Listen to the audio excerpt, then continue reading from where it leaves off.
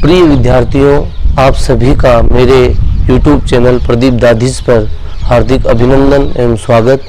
मैं प्रदीप शर्मा आपके बीच उपस्थित हूँ। कक्षा 12 की अनिवार्य हिंदी आरोह भाग सेकंड में संकलित कवियों के कवि शमशेर बहादुर सिंह की कविता उषा को लेकर। प्रिय विद्यार्थियों, उषा कविता को पढ़ने से पूर्व हम शमशेर बहादुर सिंह कवि का जीवन परिचय जान लेते हैं। 13 जनवरी सन 1911 में इनका जन्म हुआ था देहरादून उत्तराखंड में। आपकी प्रमुख रचनाएं, कुछ कविताएं, कुछ और कविताएं, चुका भी हूँ नहीं में, इतने पास अपने, बात बोलेगी, काल तुझसे होड़ है मेरी, और आपने उर्दू हिंदी शब्दकोश का संपादन भी किया है। आपके साहित्यिक रचनाओं को देखकर आपको साहित्य अकादमी पुरस्कार से सम्मानित किया गया है। इसके साथ साथ आपको कबीर सम्मान और तुलसी पुरस्कार से भी नवाजा गया है। आप एक बिंबधर्मी कवि कहलाते हैं। शमशेर बहादुर सिंह में प्रगतिशील कवियों की वैचारिकता और प्रयोगधर्मी कवि का शिल्प आपने अपनी कविताओं में मिश्रण के रूप में पेश किया है।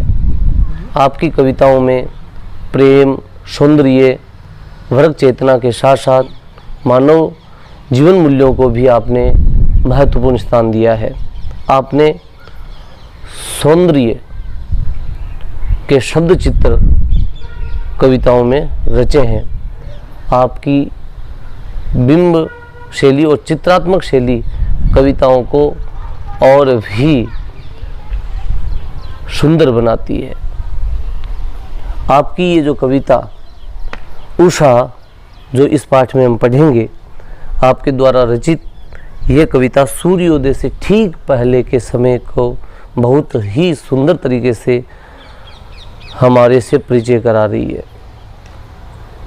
इस कविता उषा कविता में कवि ने प्रभातकालीन समय को, उषाकालीन आकाश का सुंदर दृश्य से हम लोगों को परिचित करवाया है। पल पल होते हुए प्रकृति के परिवर्तन को कवि ने अपने शब्दों में बांधने का बहुत ही अच्छा प्रयास किया है और जिसमें वो सफल भी रहे हैं। आप विचारों के स्तर पर प्रगतिशील कवि कहलाते हैं और शिल्प के स्तर पर प्रयोगधर्मी कवि कहलाते हैं। आप स्वयं को उर्दू और हिंदी का दोआब मानते हैं, मानने वाले आप कवि हैं। आपकी ही कविताएं संधि स्थल पर आकर खड़ी हुई है और यह संधि एक ओर तो साहित्य, चित्रकला और संगीत की है, वहीं दूसरी ओर मूर्तता और अमूर्तता का रूप लेकर इंद्रिय और इंद्रियतर संबंध और भावों की अभिव्यक्ति करती है। तो हम उषा आपके द्वारा रचित कविता का भावार्थ जानते हैं। आइए विद्यार्थियों, हम उषा कविता का भावार्थ पढ़ते हैं। तो आइए उषा कविता का भावार्थ जानते हैं। प्रारंभिक पंक्तियां हैं। प्रात नभ था बहुत नीला, शंख जैसे भोर का नभ, राख से लीपा हुआ चौका अभी गीला पड़ा है। प्रातः नभ था। कवि इन पंक्तियों के माध्यम से हमें ये बता रहे हैं कि जो प्रातःकालीन, उषाकालीन नभ यानी आकाश, वो नभ व आकाश शंख के समान नीला, बहुत गहरा नीला है। जिस प्रकार शंख गहरा नीला, निर्मल, स्वच्छ और मनोहारी होता है, उसी प्रकार प्रभातकालीन जो आकाश का दृश्य है वो बहुत गहरा नीला, निर्मल और मनोहारी था। और जैसे ही भोर का नभ, जैसे ही कवि पल पल हो रहे परिवर्तन और गतिशीलता की ओर हमारा ध्यान आकर्षित करते हुए कहता है कि भोर का नभ, अब भोर हो गई है और वह नीला आकाश अब ऐसे लगने लगा है जैसे राख से लीपा हुआ चौका। यहाँ कवि ने ग्रामीण परिवेश के घरेलू बिंब का परिचय करवाया है कि जिस प्रकार ग्रामीण क्षेत्र में महिलाएं अपने रसोई के आंगन को, रसोई के फर्श को, चौके को राख और गोबर से लीपती है, उसी प्रकार वह नभ, भोर का नभ राख के लीपे हुए चौके के समान दिखाई दे रहा है। अर्थात वो आकाश अब भूरा भूरा सा नजर आने लगा है। कवि ने कोष्टक में ये भी कहा है अभी गीला पड़ा है, और उन्होंने कोष्टक के माध्यम से अपने पूर्व वक्तव्य को और मजबूती देते हुए कवि ने कहा है कि जो अभी लीपा हुआ है राख से, गोबर से, वह चौका अभी गीला पड़ा है। अर्थात रात के समय रहने वाली वातावरण में नमी साफ दिखाई दे रही है। इससे ऐसे प्रतीत होता है कि मानो किसी ने अभी अपने रसोई घर के आंगन को लीपा है और उसमें नमी और ताजगी दिखाई देती है। राख से लीपा हुआ चौका अभी गीला पड़ा है। दूसरी पंक्तियों में कवि कह रहा है कि भूत काली सील जरा से लाल केसर से कि जैसे धुल गई हो, स्लेट पर या लाल खड़िया चाक मल दी हो किसी ने। इन पंक्तियों के माध्यम से कवि क्षण क्षण होते हुए प्रकृति के परिवर्तन को और प्रकृति के द्वारा रंग बदलती हुई उस उषा को कवि ने अभिव्यक्त करते हुए कहा है कि काली शिल। कवि ने यहाँ आकाश को काली सिल, सिल कहते हैं रसोई घर में मसाला पीसने का पत्थर। कवि कह रहा है कि ये काली सिल पर किसी ने लाल केसर को घोट दिया हो और उसके बाद उसको धो दी गई हो। जिस प्रकार की वह काली सिल पर वो केसरिया रंग दिखाई देता है, उसी प्रकार अब आकाश का दृश्य हमारे सामने दिखाई दे रहा है कि जैसे किसी काली सिल, बड़ी काली सिल के ऊपर केसर को पीस कर उसको धो दिया गया हो। उसी प्रकार यहाँ कवि ने आकाश को काली सिल कहकर व्यंजित किया है और वहीं केसर के रूप में उषा की लालिमा को कवि ने अभिव्यक्त किया है। वह उषा की लालिमा उसी प्रकार लगती है जिस प्रकार काली सिल पर केसर का रंग दिखाई देता है। स्लेट पर या लाल खड़िया चाक मल दी हो किसी ने। कवि ने दूसरा बिंब यहाँ प्रस्तुत किया है कि स्लेट यानी बच्चों के लिखने के लिए काम में ली जाने वाली पाटी, वो काली स्लेट जिस पे बच्चों के द्वारा लाल खड़िया, खड़िया एक प्रकार की मिट्टी होती है जिसको स्लेट पर लिखने के काम लिया जाता है, उस स्लेट पर, उस पाटी पर बच्चों के द्वारा लाल चौक से उसको पोत दिया गया हो और जिस उसी प्रकार का दृश्य उषा काल के आकाश में, आसमान में ठीक दिखाई पड़ता है।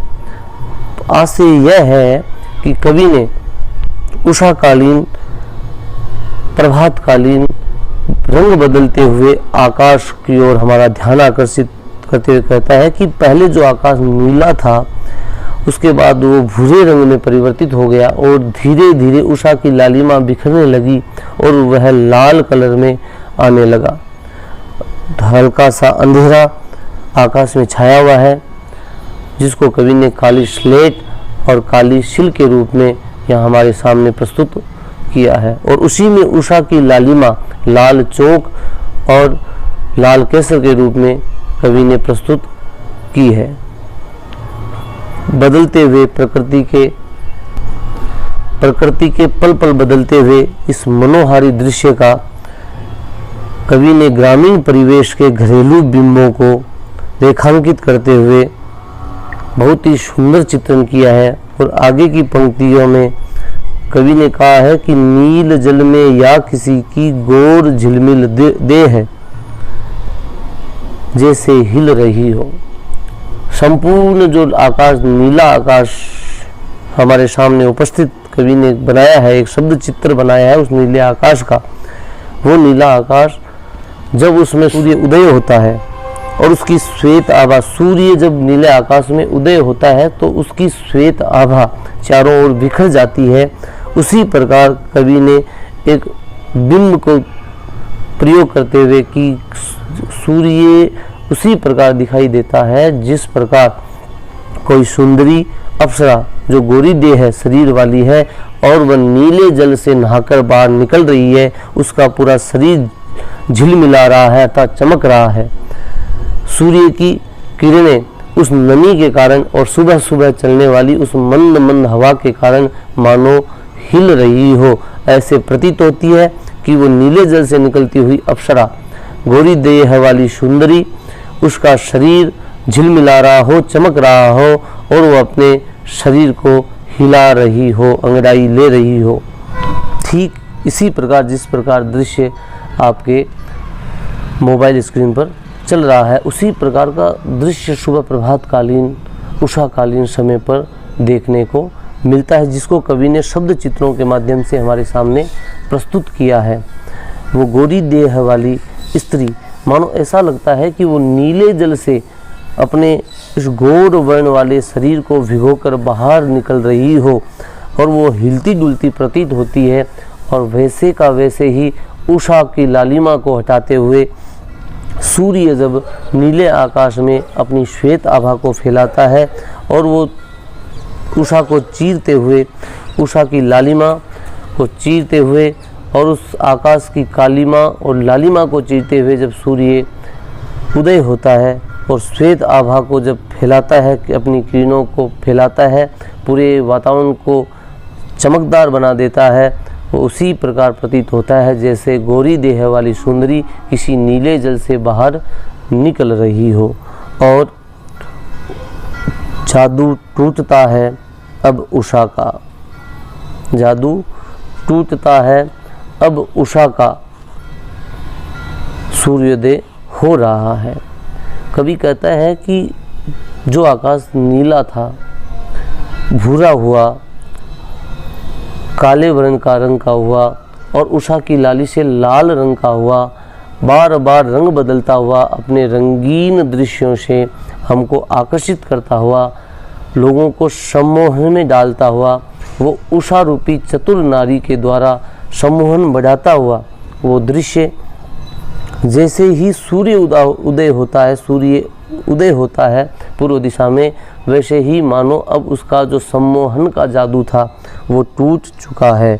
अर्थात उसके द्वारा जो रंग बिरंगे रंग बिखेरे गए हैं उषा के द्वारा और वो रंगीन दृश्य बनाया गया है, उसके सारे रंग अब सूर्य की किरणों में विलीन हो रहे हैं, वो रंग दिखाई देना समाप्त हो रहे हैं।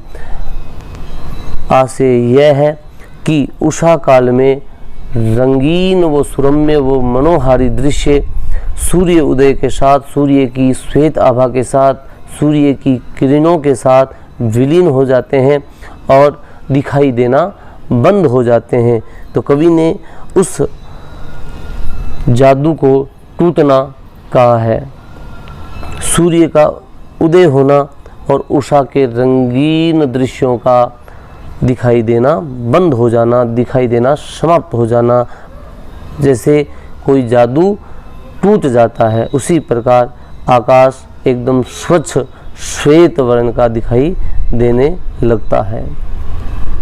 तो प्रिय विद्यार्थियों, इस कविता में हमने उषा काल के में होने वाले पल पल होने वाले परिवर्तनों को जाना है, उनसे हमारा परिचय हुआ है। कवि ने ग्रामीण परिवेश के घरेलू बिंबों को रेखांकित करते हुए, प्रस्तुत करते हुए बहुत ही प्रभावी चित्रण इस कविता के माध्यम से उषा काल का किया है। घरेलू परिवार कवि ने राख से लिपा हुआ चौका, काली शिल, काली स्लेट पर लाल चौक से मलते हुए अदृश्य बच्चों के नन्हे नन्हे हाथ रूपी जो बिंब को क्रम से प्रयोग में लिया है और इस क्रम के साथ उन्होंने सूर्योदय होने का, उषा काल का जो क्रम है उससे हमारा परिचय करवाया है। इस कविता में विशेष रूप से उपमा अलंकार का प्रयोग कवि ने बहुत बेहतरीन तरीके से किया है। प्रथम जो पंक्ति हमने पढ़ी थी, सर्वप्रथम जो पंक्ति पढ़ी थी, प्रात नभ था बहुत नीला शंख जैसे, कवि ने यहाँ शंख के समान आकाश को बताया है। दूसरा, राख से लीपा हुआ चौका, अर्थात आकाश कैसा है, नभ कैसा है, राख से लिपे हुए चौके की तरह दिखाई दे रहा है। यहाँ भी कवि ने समानता बताने के लिए उपमा अलंकार का प्रयोग किया है। राख से लीपा हुआ चौका, काली शिल और स्लेट को कवि ने यहाँ उपमान के रूप में प्रस्तुत किया है। काव्यांश की जो भाषा है, ग्रामीण परिवेश को चित्रण करने वाली तत्सम और तद्भव शब्दों से, काव्यांश की भाषा तत्सम और तद्भव शब्दों के द्वारा बहुत ही सुबोध और सरल और प्रभावपूर्ण बनी है। इस वीडियो में बस इतना ही। फिर मिलेंगे एक नए टॉपिक के साथ, तब तक के लिए नमस्कार।